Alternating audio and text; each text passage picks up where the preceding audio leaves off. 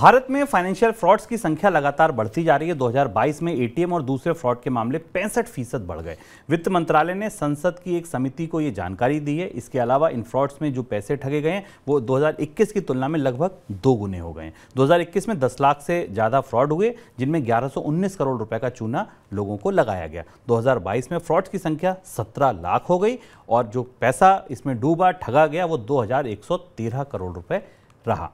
हर 14,000 transaction पर एक fraud हो रहा है। मंत्रालय ने जो आंकड़े दिए उन्हें जानने के बाद संसद की समिति ने एविएशन सेक्टर में जैसे डीजीसीए काम करता है, इसी तर्ज पर साइबर सिक्योरिटी के लिए एक सेंट्रलाइज्ड रेगुलेटरी बॉडी स्थापित की जाए, इसकी सिफारिश की। ये एजेंसी देश के आईटी इंफ्रा और नेटवर्क को साइबर खतरों से बचाने के लिए काम करेगी, सिफारिशें करेगी। सर, ये किस तरीके से फ्रॉड हुए और ये नियामक बनाने की बात क्यों कही जा रही है? शुभम, ये आंकड़ा काफ़ी चौंकाने वाला है। आज नेशनल पेमेंट कॉर्पोरेशन का आंकड़ा भी बता रहा है कि हर महीने 2000 लोग एटीएम फ्रॉड्स का शिकार हो रहे हैं। फ्रॉड्स किस तरीके के हैं? फ्रॉड्स इनमें ज़्यादातर कार्ड को क्लोन कर लेने के हैं, एटीएम कार्ड चुरा लेने के हैं और एटीएम कार्ड को ब्रेक करके कई सारे डेटा चुरा कर उसका इस्तेमाल करने को लेकर हैं और इनकी संख्या लगातार बढ़ रही है। जबकि हम ये देख रहे हैं कि एक तरफ भारत में डिजिटल ट्रांजैक्शन बढ़ रहे हैं, लोग एटीएम नहीं जा रहे हैं, पेमेंट्स ऑनलाइन करने की कोशिश कर रहे हैं। उसके बाद भी 65% की बढ़ोतरी फ्रॉड्स में दिखाई देती है एटीएम के स्तर के ऊपर।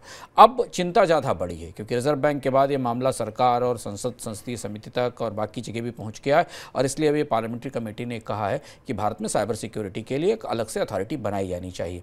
भारत में भी साइबर सिक्योरिटी को लेकर कोई स्पष्ट अथॉरिटी नहीं है। इसका एक हिस्सा भारत की सूचना तकनीक मंत्रालय के तहत आता है, दूसरा इसका जो फिनांस और फिनटेक की सिक्योरिटी का हिस्सा है वो आरबीआई के अंतर्गत आता है। अभी भारत में डेटा प्रोटेक्शन का कानून भी आया जिस पर चर्चा हो रही है। पहली बार एक बड़ी ओवरआर्चिंग और बड़ी अथॉरिटी बनाने का सुझाव संसद की समिति की तरफ से दिया गया है।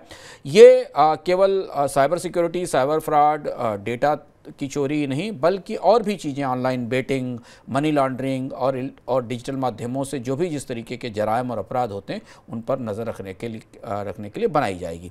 सरकार को शायद इसके लिए संसद में एक विधेयक लाना पड़ेगा।